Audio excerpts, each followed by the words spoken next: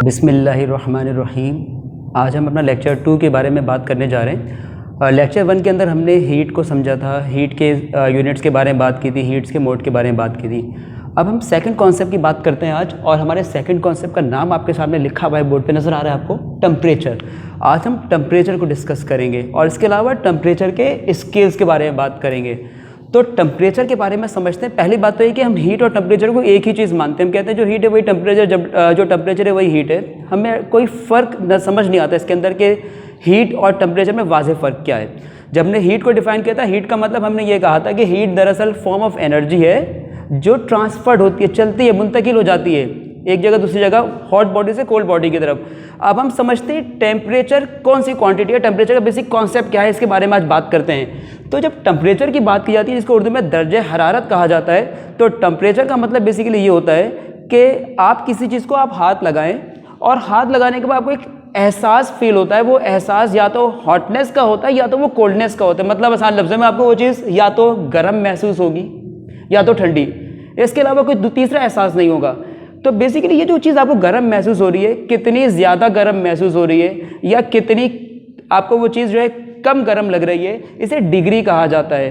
तो ये जो डिग्री है हॉटनेस की या डिग्री है कोल्डनेस की, इसी चीज़ को हम टेम्परेचर कहते हैं। तो टेम्परेचर बेसिकली क्या हो गया कि किसी चीज़ को टच करने के बाद हमारे ऑर्गन्स जो है ये बता दें हमें, बाय यूजिंग सेंसेशरी ऑर्गन हमें बता दें कि ये चीज़ हॉट है या कोल्ड है। हम इस चीज़ को टेम्परेचर कहते हैं। ये जो फीलिंग हमें मिलती है हॉटनेस की, कोल्डनेस की, ये टेम्परेचर कहलाता है। टेम्परेचर को हम एक और तरीके से भी डिफाइन कर सकते हैं। टेम्परेचर को एक तरह डिफाइन करने का मतलब ये होता है कि हम जानते हैं कि हम मैटर की बात कर रहे हैं यहाँ पर, और हर मैटर के अंदर मुख्तलिफ किस्म के मॉलिक्यूल्स होते हैं। हर मैटर के अंदर मॉलिक्यूल्स हैं, चाहे वो सॉलिड हो, चाहे वो लिक्विड हो, चाहे वो गैस हो। और जब किसी ऑब्जेक्ट को हीट किया जाता है तो हीट करने के बाद होता यह है कि वहाँ पर मॉलिक्यूल्स मूव करना शुरू कर देते हैं। जितने ज़्यादा हम उसे हीट करेंगे वहाँ पे मॉलिक्यूल उतने ज़्यादा मूव करना शुरू कर देंगे। और मूव करने से मुराद मोशन यानी काइनेटिक एनर्जी। मतलब कहने का मेरा यह है कि जब भी हम किसी ऑब्जेक्ट को गर्म करते हैं तो उसके मॉलिक्यूल मूव करते हैं, उसमें काइनेटिक एनर्जी आ जाती है। तो अगर मैं ज़्यादा हीट दूंगा तो ज़्यादा काइनेटिक एनर्जी आ जाएगी। तो अगर मैं इस काइनेटिक एनर्जी का एवरेज निकाल लूँ, एवरेज का मतलब तमाम मॉलिक्यूल्स की काइनेटिक एनर्जी को एक मॉलिक्यूल रिप्रेजेंट अगर करता है, उसे एवरेज कहते हैं। तो एक मॉलिक्यूल के अंदर कितनी एनर्जी मौजूद है, इस चीज़ को टेम्परेचर कहते हैं। तो टेम्परेचर का मतलब हो गया द एवरेज काइनेटिक एनर्जी पर मॉलिक्यूल। एक मॉलिक्यूल के अंदर मौजूद मोशन करने वाली जो एनर्जी है उसको टेम्परेचर कहते हैं। तो टेम्परेचर को डिग्री ऑफ हॉटनेस भी कह सकते हैं, डिग्री ऑफ कोल्डनेस भी, या average kinetic energy of molecules कहते हैं। अब इसके बाद हम नेक्स्ट टर्म को समझते हैं, थर्मल कॉन्टैक्ट। थर्मल कॉन्टैक्ट, तो थर्मल कॉन्टैक्ट का मतलब ये होता है यहाँ पर कि थर्मल कॉन्टैक्ट से मुराद यहाँ पर ये है कि जब हम ऑब्जेक्ट्स की बात करते हैं तो ऑब्जेक्ट्स को हम इस तरीके से प्लेस करें आपस में, हम ऑब्जेक्ट को इस तरीके से प्लेस करें कि एक ऑब्जेक्ट हीट जो है दूसरे ऑब्जेक्ट में ट्रांसमिट कर सके, मतलब वो आपस में हीट को एक्सचेंज कर सकें। अगर वो एक्सचेंज कर रहे हैं, इसका मतलब वो थर्मल कॉन्टैक्ट में। जैसे एक थर्मोस में गर्म चाय मौजूद है तो वो अपनी हीट बाहर नहीं भेज सकती, जब भी तो वो गर्म रहती है, कई घंटों तक गर्म रहती है। इसका मतलब क्या है, वहाँ पे हीट एक्सचेंज नहीं हो रही, वो थर्मल कॉन्टैक्ट में नहीं है सराउंडिंग के साथ। अब इसके बाद बात करते हैं थर्मल इक्विलिब्रियम। थर्मल इक्विलिब्रियम, तो थर्मल इक्विलिब्रियम का मतलब ये होता है कि हमने पिछले लेक्चर में बात की थी हीट के हवाले से कि एक ऑब्जेक्ट में से हीट निकलेगी, दूसरे ऑब्जेक्ट में चली जाएगी। तो इससे अगला सवाल है कि कब तक हीट निकलती रहेगी। क्या हमेशा हीट निकलती रहेगी और अगला ऑब्जेक्ट उसे एब्जॉर्ब करता रहेगा, यानी हॉट बॉडी हीट उसके अंदर से इमिट होगी और कोल्ड बॉडी एब्जॉर्ब करता रहेगा? तो इसका जवाब है ऐसा नहीं होगा। एक ऐसा वक्त आएगा कि हॉट बॉडी हीट इमिट नहीं करेगा और एक ऐसा वक्त भी आएगा कोल्ड बॉडी हीट एब्जॉर्ब नहीं करेगा। जब वो टाइम आ जाए उसे थर्मल इक्विलिब्रियम कहेंगे। तो थर्मल इक्विलिब्रियम का मतलब ये होता है कि अब दो ऑब्जेक्ट का टेम्परेचर सेम हो जाए। अब आप ये फैसला ना कर सकें कौन हॉट है कौन कोल्ड है। अगर दोनों ऑब्जेक्ट का टेम्परेचर एक सा हो जाता है तो जब कोल्ड कोई ना हो, हॉट कोई ना हो, उसे कहते हैं कि वहाँ पर ऑब्जेक्ट थर्मल इक्विलिब्रियम में आ गए। तो थर्मल इक्विलिब्रियम का मतलब क्या हुआ, थर्मल इक्विलिब्रियम का मतलब ये हुआ जब दो ऑब्जेक्ट का टेम्परेचर सेम हो जाए उसे थर्मल इक्विलिब्रियम कहते हैं। इसके बाद बात करते हैं टेम्परेचर के यूनिट्स के हवाले से। तो टेम्परेचर के यूनिट्स 3 यूनिट्स हैं जो मशहूर यूनिट्स हैं, जिसके बारे में बात करते हैं, और भी हैं इसके अलावा, लेकिन हम जो सिलेबस के हवाले से बात कर रहे हैं उसमें 3 यूनिट्स हैं।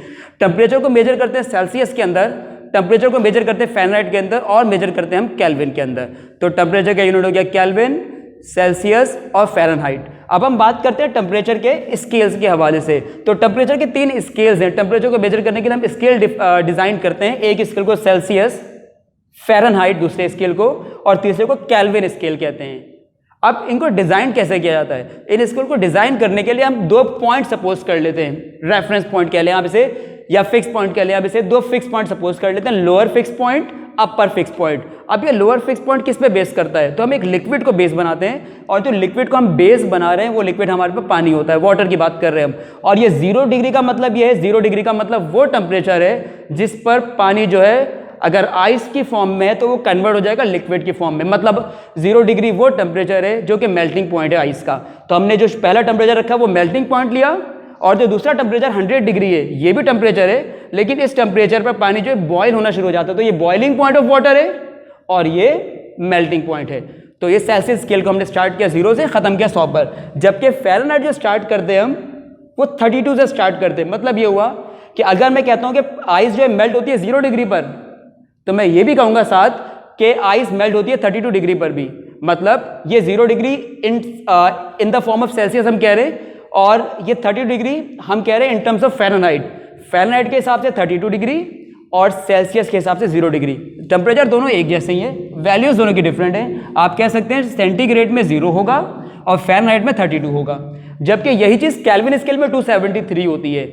यानी पानी, ये जो आइस है वो मेल्ट होती है 0 डिग्री सेंटीग्रेड पर, 32 डिग्री फ़ारेनहाइट पर, और 273 केल्विन पर मेल्ट हो जाती है। और यही जब हम पानी की बात करते हैं, पानी बॉयल होता है 100 डिग्री पर, पानी बॉयल होता है 212 फ़ारेनहाइट पर, और बॉयल होता है 373 केल्विन पर। ये तीनों का लेवल सेम है, बस नंबर डिफरेंट है। एक स्केल 0 से स्टार्ट हो रहा है, एक 32 से, और तीसरा स्केल 273 स्टार्ट हो रहा है। बस इनका स्टार्टिंग पॉइंट और एंडिंग पॉइंट अलग अलग है, इसके अलावा इनमें कोई फर्क नहीं। आपको नजर आ रहा होगा हाइट तमाम स्केल की सेम है।